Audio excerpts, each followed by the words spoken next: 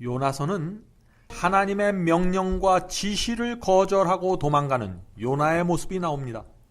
우리도 마찬가지입니다. 하나님께서 우리를 부르실 때 우리의 마음이 내키지 않을 때가 있습니다.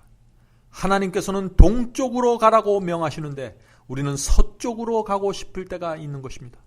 하나님께서는 순종하라고 명하시는데 우리의 마음은 불순종하고 싶을 때가 있는 것입니다. 하나님께서는 그리스도의 뜻을 따르라고 명하시는데 우리는 내 뜻대로 살고 싶은 때가 있습니다. 선지자 요나도 그런 경험을 했던 것입니다. 오늘 우리는 요나의 경험에서 중요한 교훈을 배우고자 합니다. 많은 사람들이 요나서를 읽으면서 혼돈합니다. 요나가 바다에 떨어졌는데 고래 뱃속에 들어갔다가 며칠 후에 고래가 바닷가에 요나를 토해내는 이야기를 읽으면서 많은 사람들이 이것은 실제가 아니라고 생각합니다. 요나서는 실제가 아니라 비유로 만들어진 이야기에 불과합니다 라고 말합니다. 정말 그럴까요? 만일 요나서가 실제 사건이 아니라 비유라면 거기에는 큰 문제가 생기게 됩니다. 왜냐하면 그런 사람들은 예수님을 하나님의 아들로 믿지 않게 되기 때문에 그런 것입니다. 자, 그것이 무슨 말인가? 누가복음 11장 29절부터 30절입니다. 누가복음 11장 29절부터 30절. 예수께서 말씀하시되 이 세대는 악한 세대라. 표적을 구하되 요나의 표적밖에는 보일 표적이 없나니 요나가 니느웨 사람들에게 표적이 됨과 같이 인자도 이 세대에 그러하리라. 지금 예수께서는 요나가 니느웨 사람들에게 표적이 된 것 같이 인자도 이 세대에 표적이 될 것이다 라고 말씀하신 것이에요. 요나의 표적밖에는 보일 표적이 없다고 했습니다. 그러므로 이 요나서 이야기는 실제로 있었던 사건임을 알 수 있습니다. 자, 그럼 이제부터 요나서 1장을 읽어보도록 하겠습니다. 한 절 한 절 읽어가면서 살펴보겠습니다. 요나서 1장 1절입니다. 여호와의 말씀이 아미떼의 아들 요나에게 임하니라. 이르시되 너는 일어나 저 큰 성읍 니느웨로 가서 그것을 쳐서 외치라. 그 악독이 내 앞에 상달되었음이라. 니느웨 성은 그 당시 최대 강국이었던 아수르의 수도였습니다. 굉장히 큰 성이었습니다. 니느웨 성이 타락했기 때문에 하나님께로부터 등을 돌렸기 때문에 우상을 숭배하였기 때문에 하나님께서 요나에게 그곳에 가서 하나님의 기별을 전하라고 지금 명령하시는 것입니다. 자, 요나가 어떻게 했을까요? 3절입니다. 그러나 요나가 하나님의 낯을 피하려고 일어나 다시스로 도망하여. 자, 여기에 요나가 여호와의 낯을 피하려고 했다는 말씀이 나옵니다. 요나는 왜 하나님의 얼굴을 피하려고 했을까요? 의도적으로 죄를 짓고 불순종하는 사람은 하나님의 얼굴을 피하려고 합니다. 아담과 하와도 선악과를 따먹은 다음에 하나님의 얼굴을 피했습니다. 그 말씀이 창세기 3장 8절에 있죠.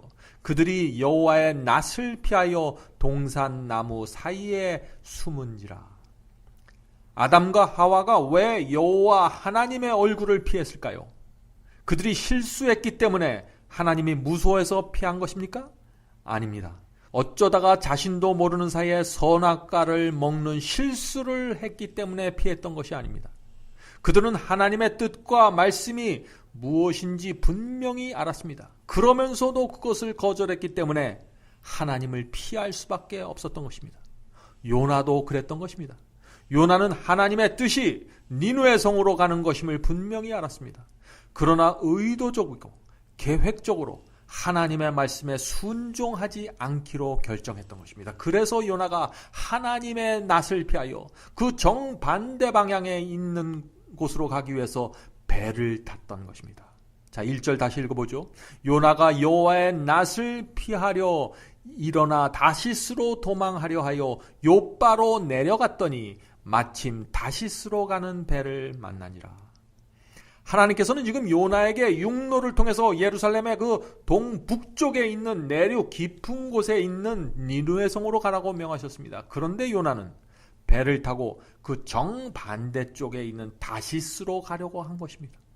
그래서 서쪽에 있는 항구 도시 욥바에 가서 배를 타고 다시스로 가려고 하는데, 다시스는 지금으로 말하면은 스페인이 있는 지역입니다. 자, 그 당시 요빠에서 다시스는요, 굉장히 먼 거리였습니다. 그래서 다시스로 가는 배는 약 3년에 한 번씩 이 요빠를 들리게 됩니다. 이 요나가 하나님을 피하기 위해서 요빠로 갔는데, 놀랍게도 그 타기 어려운 다시스행 배가 항구에 들어와서 정박해 있었던 것입니다. 그래서 성경을 보면 이렇게 되어 있죠. 요나가 요빠로 갔더니 마침 다시스로 가는 배를 만난지라. 마침이라는 표현이 나옵니다. 요나의 마음속에 어떤 생각이 들었을까요? 어쩌면 하나님께서 마음을 바꾸셨을지도 모른다. 3년에 한 번씩 들어오는 배가 어떻게 지금 이 요빠에 들어올 수 있는가? 이것은 주님의 뜻일 거야 라고 생각했을 것입니다. 요나가 지금 무엇을 하고 있는 것입니까? 불순종에 대한 핑계를 만들고 있는 것입니다. 자기 합리화를 시키고 있는 것입니다. 그래서 마침 다시스로 가는 배를 만난지라 라고 한 것입니다. 사랑하는 성도 여러분, 여러분은 정말 주님의 뜻이 무엇인지 알기 원하십니까? 그렇다면 기록된 성경 말씀 속에서 하나님의 뜻을 찾으시기 바랍니다. 말씀을 떠나서 상황과 자기 감정과 자기 논리에 빠지면 길을 잃어버리게 되기 때문입니다. 기도하는 마음으로 하나님의 말씀을 깊이 읽고 명상하십시오. 말씀을 통해서 성령께서 길을 가르쳐 주시기를 기다리십시오. 그러므로 성경 말씀을 읽을 때 우리는 조심해야 하는 것입니다. 내 뜻을 이루기 위해서 말씀을 살피면 도리어 핑계를 찾아내고 기만당하게 되는 것입니다. 하나님의 뜻을 어기고 내 뜻대로 살려고 하면은요, 항상 그럴듯한 핑계거리가 생기게 됩니다. 사탄이 우리 마음속에 그럴듯한 생각을 넣어줍니다. 진리를 거절하고 성경 말씀을 부인하려고 할 때 항상 핑계가 생기면서 자기를 합리화하게 됩니다.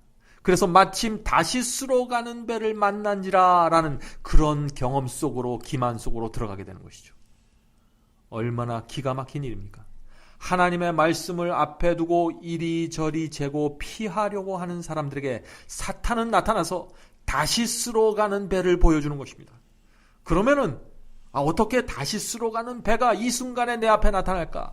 다시스로 가는 것이 주님의 뜻이구나 라는 그 요나가 빠진 기만에 빠지게 되는 것이죠.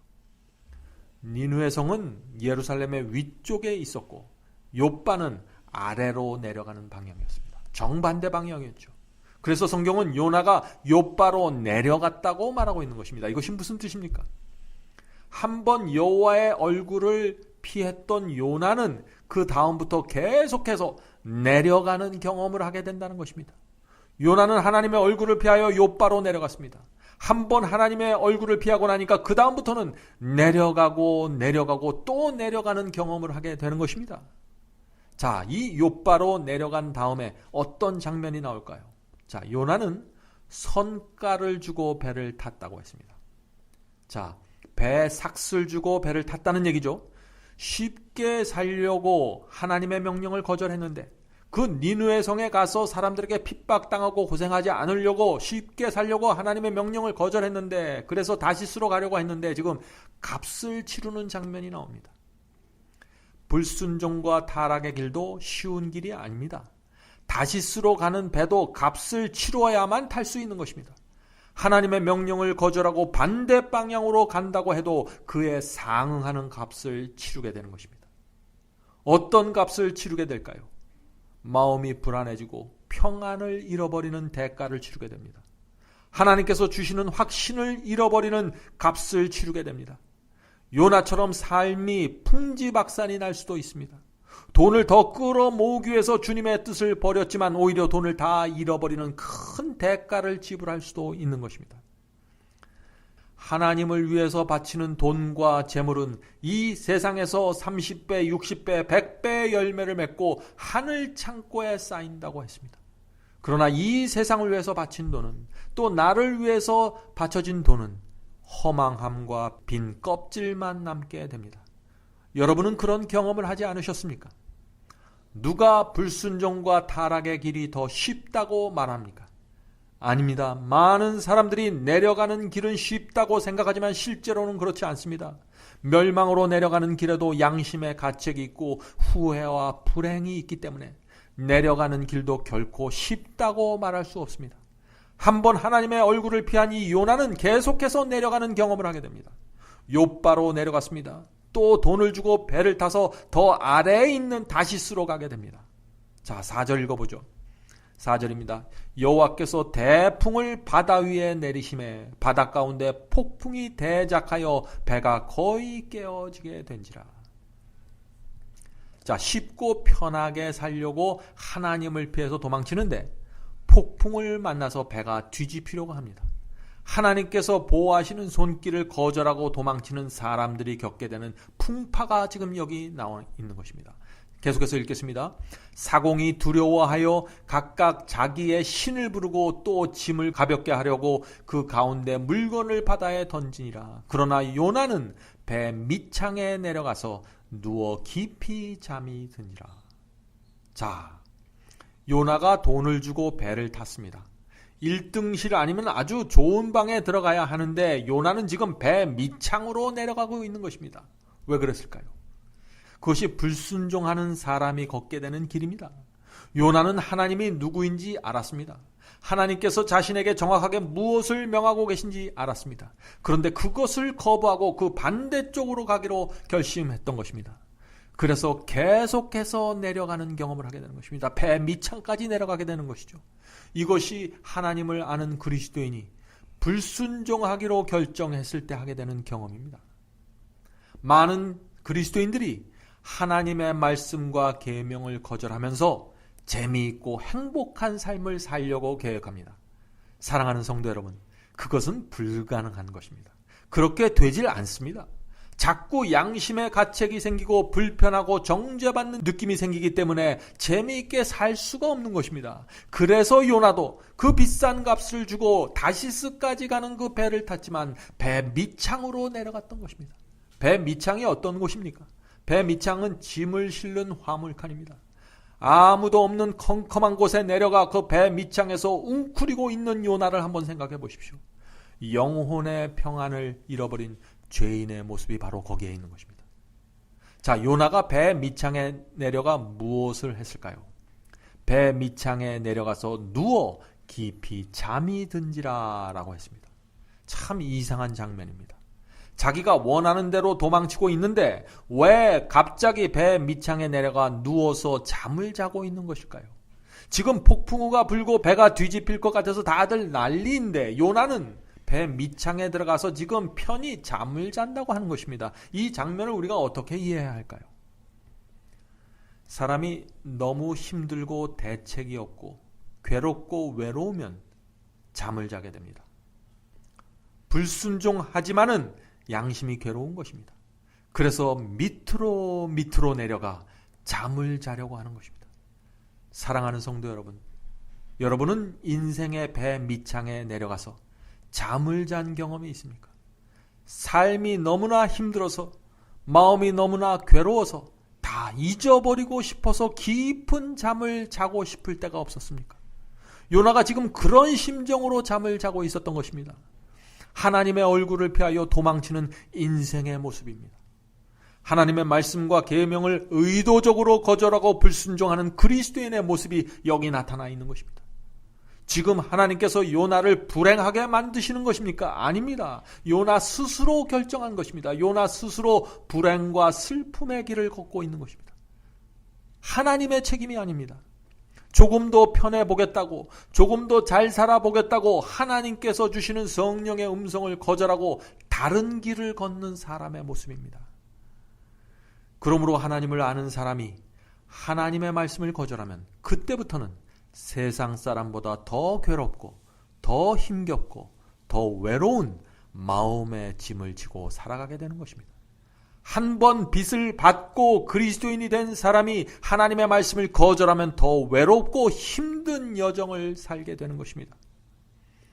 하나님께서는 배 밑창까지 내려가서 잠을 자고 있는 그 요나를 가만히 내버려 두지 않으셨습니다. 그를 다시 위로 끌어올리시기 원하셨습니다. 그것이 하나님의 사랑입니다. 요나서는 하나님의 말씀을 거절한 요나에게 다시 구원의 경험을 허락하시는 하나님의 사랑 이야기입니다. 우리는 하나님께서 성경 속에 요나서를 넣어주신 이유와 목적을 이 시간에 분명히 살펴보아야 합니다. 요나서 1장 7절과 8절 읽겠습니다. 7절과 8절입니다. 우리가 제비를 뽑아 이 재앙이 누구로 인하여 우리에게 임하였나 알자 하고 곧 제비를 뽑으니 제비가 요나에게 당하니라. 자, 폭풍우가 오라서 지금 선원들이 도대체 이 폭풍우가 누구 때문에 왔나 알아보자 해서 제비를 뽑는 장면이죠. 자, 제비가 요나에게 당하니라. 무리가 그에게 이르되 청컨대 이 재앙이 무슨 영고로 우리에게 임하였는가 고하라. 자, 여기서 사람들은 요나 때문에 재앙이 생겼다는 사실을 알게 되었습니다. 그리고 요나에게 이렇게 묻는 것입니다.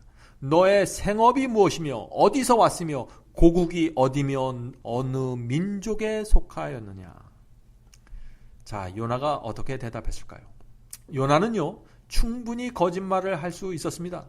비록 자기가 제비를 뽑았지만 자기는 아무 죄도 없다고, 자기는 무죄하다고 말할 수 있었습니다. 난 단지 재수가 없어서, 운이 없어서 제비를 뽑은 것뿐입니다 라고 말할 수도 있었습니다.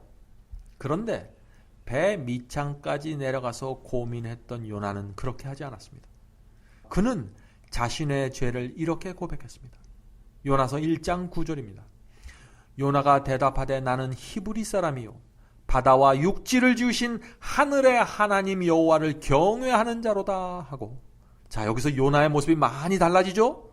배 밑창까지 내려가서 잠을 잤던 요나의 마음속에 심정에 변화가 생긴 것입니다.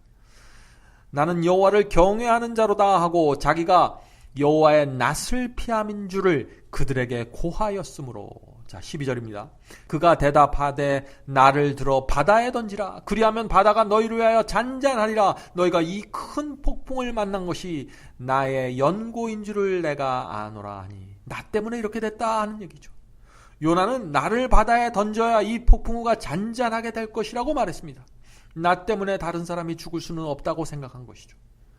비록 하나님의 얼굴을 피해서 도망쳤지만 요나는 정직한 사람이었습니다.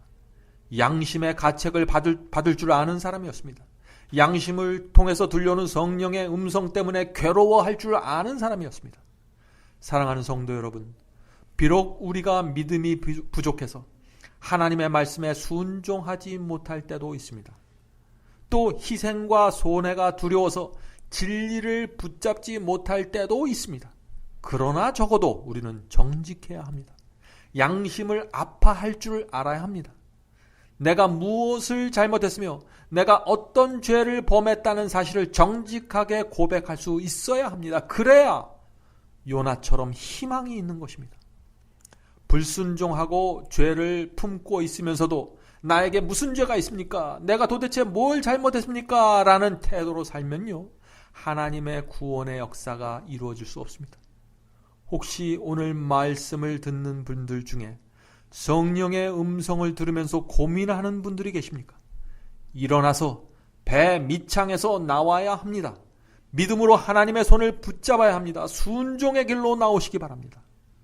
자, 15절과 17절 읽겠습니다. 요나를 들어 바다에 던짐에, 자, 선원들이 지금 요나를 바다에 던집니다. 요나를 들어 바다에 던짐에 바다에 뛰노는 것이 곧 그친지라. 자, 폭풍우가 멈췄습니다. 여호와께서 이미 큰 물고기를 예비하사 요나를 삼키게 하셨으므로 요나가 3일 3야를 3일 밤낮을 물고기 배에 있느니라. 자, 만일 요나가 하나님의 명령에 순종했더라면 어떻게 됐을까요? 요나가 처음부터 하나님의 말씀에 순종했으면 어떻게 됐을까요? 그는 폭풍우를 만나지도 않았을 것입니다. 또 너무나 괴로워서 배 밑창으로 내려가지도 않았을 것입니다. 또 비싼 값을 주고 배를 타지도 않았겠죠. 바다에 던져져서 고래 뱃속에 들어가는 고난도 없었을 것입니다. 그는 곧바로 니느웨 성으로 가서 하나님께서 주신 복음을 전할 수 있었을 것입니다. 자신의 사명을 다할 수 있었을 것입니다. 사랑하는 성도 여러분, 요나서는 하나님의 얼굴을 피해서 도망친 요나가 능력 있는 주의 종으로 준비되어가는 이야기입니다. 다시 회복되는 이야기입니다. 요나서는 니느웨 성을 구원하기 전에 먼저 요나를 구원하시는 하나님의 역사입니다. 니느웨 성을 구원하기 전에 요나 자신이 구원을 경험하고 구원이 어떤 것인지 경험했어야 하는 것입니다. 그러므로 요나의 경험은 마지막 시대에 복음을 전하려고 하는 주의 종들에게 반드시 필요한 그런 경험이 되는 것입니다. 요나를 준비시키기 위해서 하나님께서는 하나님을 피하여 도망치는 요나의 생애 속에 폭풍우를 허락하셨던 것입니다. 바다 깊은 곳에 떨어지는 시련을 허락하셨던 것입니다. 그리고 큰 물고기 뱃속에 들어가는 아주 이상한 경험까지 주신 것입니다. 마지막 시대도 마찬가지입니다. 마지막 시대의 큰 성 바벨론에 하나님의 말씀을 전파할 주의 종들은 요나의 경험을 하게 될 것입니다. 하나님의 말씀을 거절하고 도망칠 때 시련의 폭풍우를 만나게 하시고 홀로 깊은 바다에 떨어지게 하시고 심지어는 고래 뱃속처럼 캄캄한 곳에서 3일 밤낮을 지내는 경험을 하게 되는 것입니다. 깊은 바다와 큰 물고기 뱃속은요, 특별한 시간이고 특별한 장소입니다.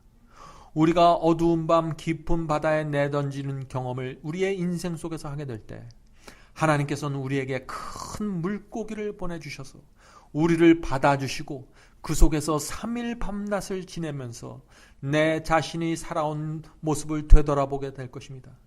우리가 너무나 바쁘고 정신없이 살기 때문에 때때로 하나님께서 우리를 고래 뱃속에 집어넣으셔서 그곳에서 우리를 만나시는 것입니다. 우리는 그곳에서 하나님만을 바라보는 시간을 갖게 될 것입니다. 우리는 그런 경험을 통해서 죄를 용서받고 새로운 마음과 동기와 목적을 가진 새로운 피조물로 거듭나게 되는 것입니다. 하나님께서는 고난을 통해 우리를 겸손하게 하고 순종하게 하십니다. 다윗은 고난을 통해서 세상을 버리고 순종하는 신앙을 배웠다고 했습니다. 시편 119편 67절과 71절에 그 말씀이 있죠. 고난 당하기 전에는 내가 그릇 행하였더니 이제는 주의 말씀을 지키나이다. 고난 당한 것이 내게 유익이라 이로 인하여 내가 주의 율례를 배우게 되었나이다. 얼마나 기가 막힌 말씀입니까? 다윗 같은 주의 종도 고난을 통과해서야 비로소 그 마음이 겸손해지고 하늘을 바라보게 되었다 하는 것입니다. 고난은 우리로 하여금 세상에 남아있는 애정과 죄를 버릴 수 있도록 도와주는 수단입니다. 그래서 고난을 한참 당하고 나면은 고난을 허락하시는 하나님을 더욱 크게 신뢰하게 되는 것입니다. 하나님의 의도와 목적을 알기 때문에 그런 것이죠. 그래서 다윗은 고난당한 후에 이런 간증을 남기게 되었던 것입니다. 시편 119편 75절입니다. 여호와여 내가 알거니와 주의 판단은 의로우시고 주께서 나를 괴롭게 하심은 성실하심으로 말미암는이다. 이것이 고난을 수없이 경험한 다윗이 내린 결론입니다. 말씀을 버리고 도망치는 우리를 그냥 모른 척하고 놔둘 수도 있지만 하나님의 성실과 하나님의 사랑 때문에 하나님께서 도무지 그렇게 할 수 없다는 것입니다. 고난을 줘서라도 구원하고자 하는 것이 부모의 사랑 아닌가요? 고난당하는 자식보다 고난을 허용하는 부모가 훨씬 더 고통스럽고 힘들다는 사실을 우리가 잊지 말아야 합니다. 하나님께서는 우리의 선택을 존중하십니다. 요나처럼 우리가 불순종을 선택했을 때 우리는 그 결과 때문에 고난을 당하게 되는 것이죠. 내 죄와 내 잘못 때문에 고난을 당하게 되면 그 다음부터 어떻게 될까요? 우리가 선택을 하고 어떤 것을 결정하는 데 있어서 더욱더 진지하고 신중하게 되는 것입니다. 고난을 통해서 성장하게 되는 것입니다. 고난을 통해서 우리는 어떤 상황 속에서도 하나님과 진리의 편에 서야 한다는 사실을 깊이 깨닫게 되는 것입니다. 하나님께서는 우리를 강제로 하늘로 데려가지 않으십니다. 구원과 영생을 강제로 주지 않습니다. 하나님께서는 우리 스스로 말씀과 진리의 가치를 깨닫고 그것을 스스로 선택할 수 있도록 도와주시는데 때때로 고난을 통해서 우리를 도와주시는 것입니다. 고난은 우리로 하여금 간절히 원하는 심령을 가지고 주 앞에 나오도록 인도해 줍니다. 고난이 없었다면 머리를 꼿꼿하게 들고 딴 데를 쳐다봤을 텐데 고난을 통과하면서 하늘을 바라보게 되는 것입니다. 만약 저와 여러분에게 고난이 없었다면 어떻게 되었을까요?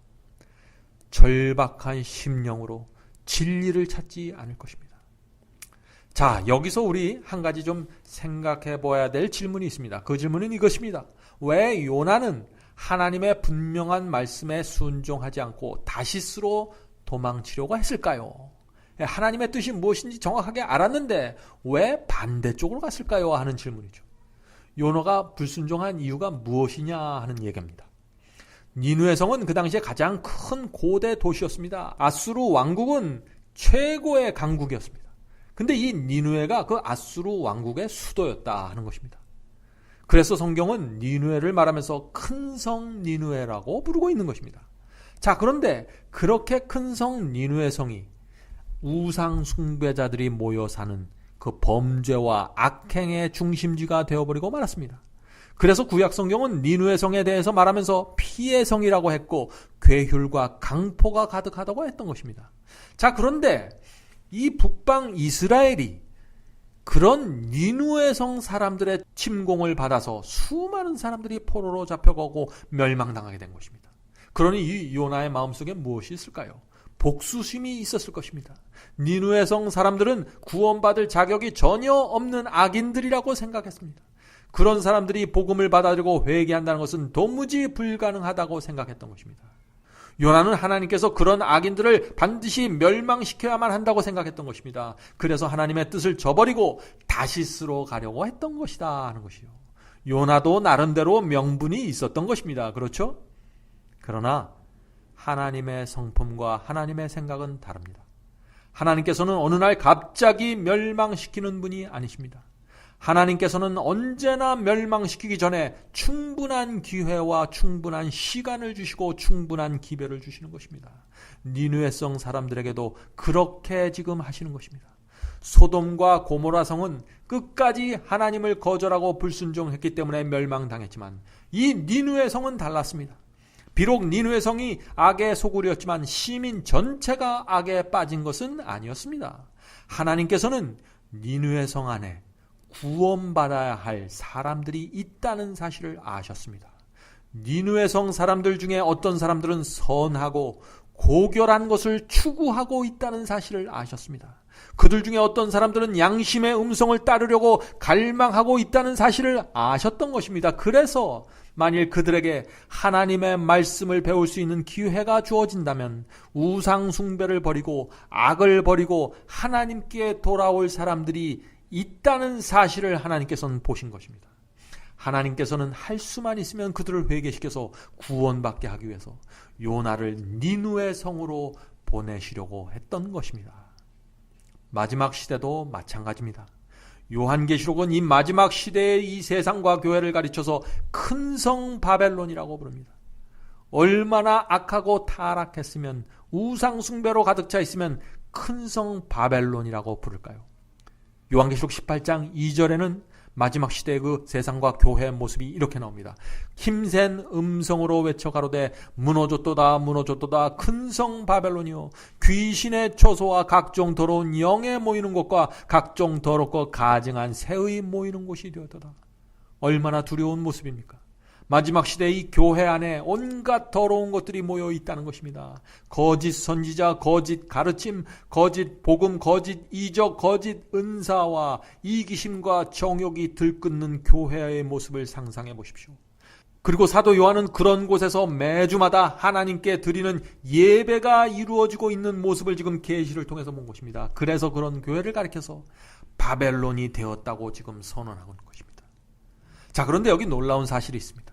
하나님께서는 그런 바벨론 속에서도 하나님의 백성을 갖고 있다는 것입니다.